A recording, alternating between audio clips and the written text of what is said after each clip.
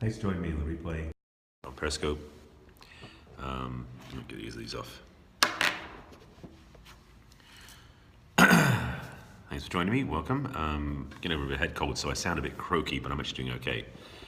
And I wanted to do a quick Periscope broadcast to try and get back on track because I missed this weekend. So nice to have you here. Thanks for joining me. And I look a bit worse for wear, but I'm doing much better now. It's just a head cold that hit me big time on Thursday or Friday, and it just nuked me for the weekend. So nice to have you here. Thanks for being here. That's Tamara, isn't it? That's why I look up names because I forget the names on Periscope. Tamara, yes, nice to have you here.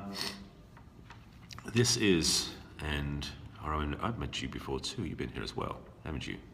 Yes, I remember you've been here before. Right, so today is Man Up Monday, and I was having a conversation, again, these things happen, conversation before today about this topic, so it came out through. This scope is part of my Monday series, and Monday is Man Up Monday, so it's about men, ideally masculine men, and I've done some topics recently about how to be a masculine man, from the point of view of masculine versus macho, alpha versus aggressive, and today's topic came up yesterday in a conversation with some very powerful women about how they scare off men.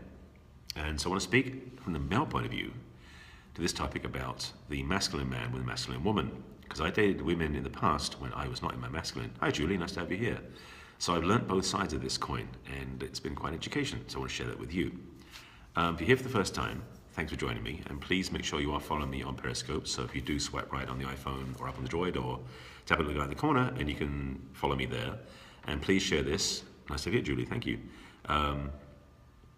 Thank you for that, Jay, I appreciate that. Yes, listen and follow this value giver, nice. That's okay, if you can drive whilst I'm talking, that's okay. This should be hopefully a fairly brief scope, because I want to help everybody out. I am a #1 best-selling author, speaker, coach about relationships. More speaker now than coach lately for some reason, although I'm definitely open to a few more coaching clients. And as I mentioned at the beginning of the scope, for those just joining me, I am getting over a head cold, so I have a stuffy nose and sound it look a bit red around the nose from blowing my nose a lot today. Part of the seasonal allergies, I guess. Even though this is LA, where it's 60-something degrees and nice out, doesn't stop the colds coming through. So today's topic, how a masculine man deals with a masculine woman. And as I mentioned, I was out with lunch, at lunch yesterday with some women, 3 of which I had not met before and 1 who I had. Very powerful business women. And we got really well, had a great conversation, but the question that came up in the conversation once, or definitely maybe twice, was about how or I should say, that they feel like they're scaring away men. That their, I'm going to say this, their way of being, put it that way, was challenging to men. So, nice to have you here. So I see, who's this? Cheryl, nice to have you here. Thanks for joining me. Also, if you're here, by the way, please feel free to share this. I didn't tell you that. Oh my God, how such bad manners. Please share this out onto Twitter and to Periscope as well. I appreciate that as I go through this topic, because it will land for somebody I trust. Maybe even people watching the scope live or on the replay. So there's a shift happening, and I've been talking about this quite a bit in public, not so much on Periscope, well, a little bit on Periscope, about there's a change coming.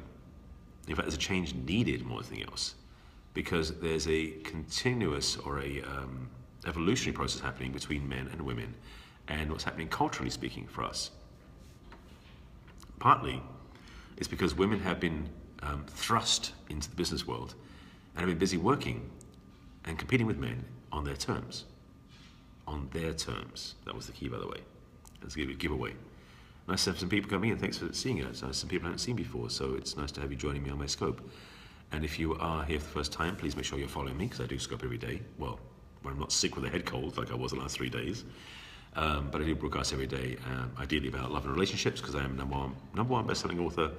My book, 50 Ways to Love Your Lover, is an Amazon bestseller. You can find it on my website, which is barryselby.com.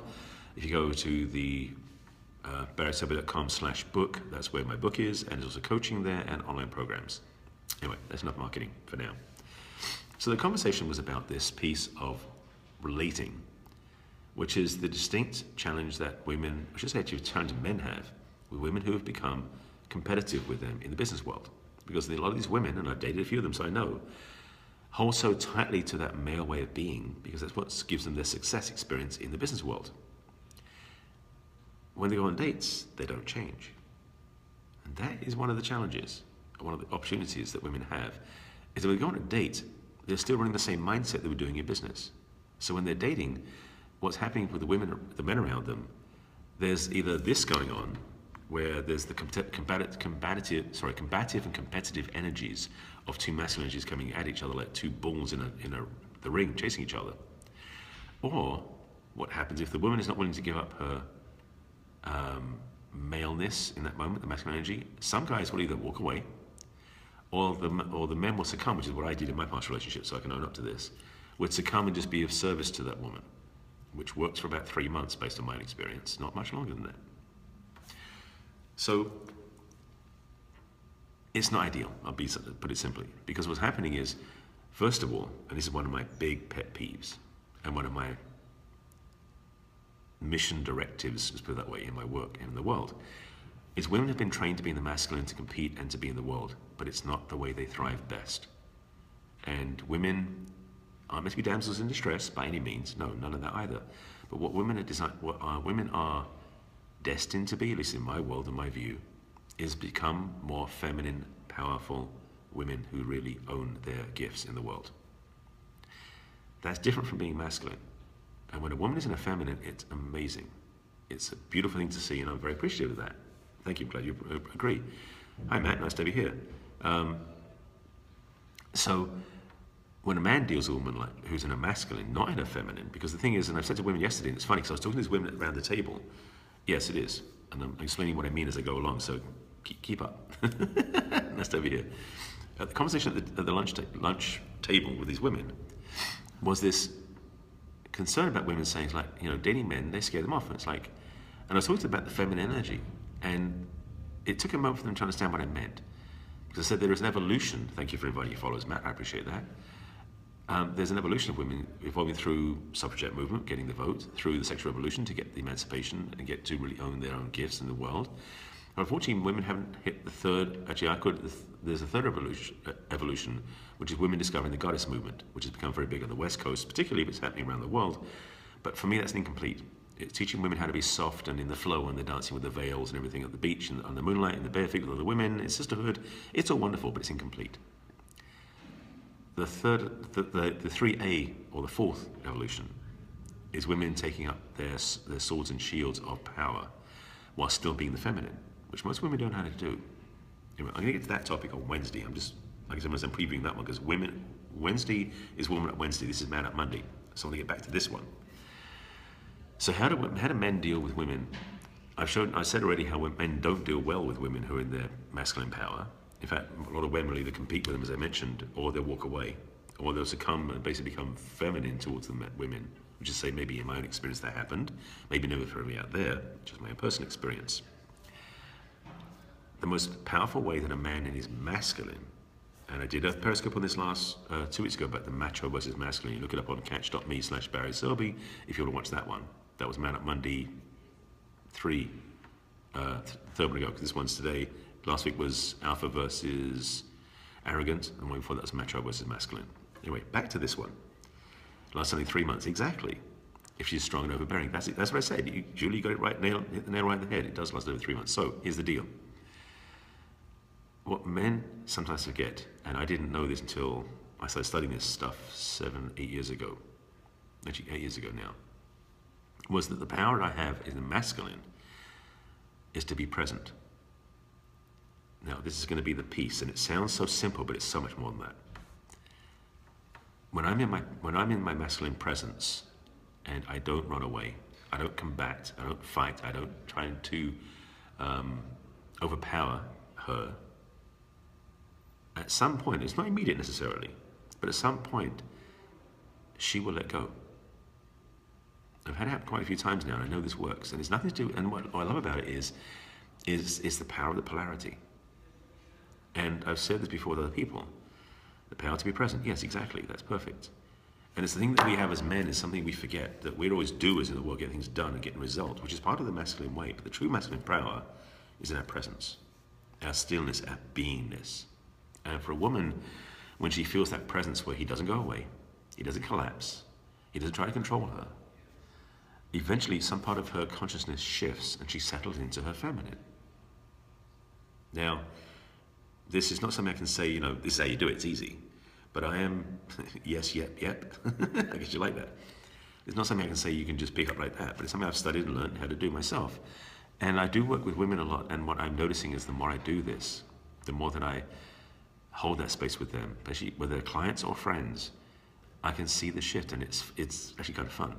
And it's not something I do consciously or overtly, but it does happen. And I like this because the result is they soften, yes, but they remember who they are. Because so many women out there, and a lot of the clients I work with, and a lot of women who are looking for help, seek me out for this, are so caught up in the business world, in their getting things done mindset, that they're missing the big piece, which is how to be in their feminine power. Because they think that for women think a lot, have been trained, women have been trained a lot, and again, I'll talk this more on Wednesday, to be in a very male mindset for the world. They're going to put on the same male mindset, and that's incomplete. So that's kind of the piece of the puzzle I want to drop in your laps now, because it's a vital piece of the conversation. So many women think, well, oh, sorry, you dropped out, you came back in. So many women have been trained to think that to be strong in the business, strong in the world, means to dominate in the world like they do, like men do. To be that strength, that sort of powerful, do your own way, my way, the highway, tough nut, which is really the macho, not the masculine. So women out in the world have been trained to think that's the way they function and succeed, largely. Because in the business world, it doesn't generally respect women who are soft. They actually don't respect anybody who's soft, male or female. At least most businesses don't. Art's a different story, but in the business world, and it's only one framework, because I dated women in the business world, I saw that. There's this incomplete education, in a way. Because I believe, personally, that the more women in the business world who are the feminine, the more it's going to change the business culture, change how we do business in a good way, and also create a very transformational experience for the world. Anyway, that's totally off topic. There's a whole other conversation, so I don't want to put that out there now. But I want to speak to this about how men can step into their masculine around masculine women. And it's really a mislabel, because women aren't in the masculine, they're just doing the male thing, unfortunately. So to distill the answer down from what I said at the beginning as the title, how a masculine man deals with a masculine woman, is to hold the space in his presence so that she automatically, and it takes time, some women take longer than others depending on how practiced they are or how entrained they are, or how invested they are in being a certain way, she will shift into a feminine, because it's the polarity of the balance. And a man who is masculine creates a space that allows her to drop into a feminine, which is ideally what women want anyway, for women who know what they're really looking for, because the feminine is their strength, not their weakness. And yes, cultures train women to think that they were weak in their feminine. No, that was a mistake. That was to make them weak in their damsel energy, if you can put it that way. Not the same thing. Feminine's power. So that's really the topic I'm going to talk about today. I appreciate you watching, and I haven't seen any other questions come up, so I guess that was really the point I want to say. So, any questions, any thoughts? No? I guess we're good.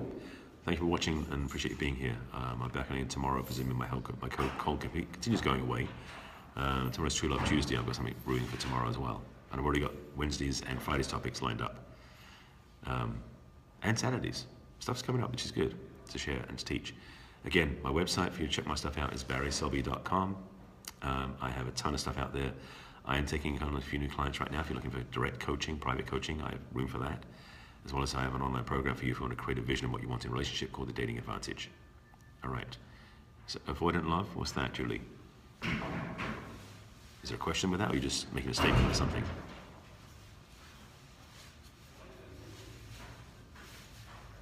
Hold on, what it is, yeah. All right, well, I'm going to sign off now. I'm going to do some other things to do today. So hopefully that'll help you. And again, my website's available. And Julie, I think you were going to reach out to me at some point for some support. Just a quick nudge and reminder, do it. Okay?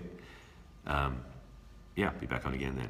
All right, Julie, take care of yourself, and everyone else is watching, thanks for watching. Please share this on the archive and the replay, and you're absolutely welcome. And I'll be back on again soon. All right? Bye.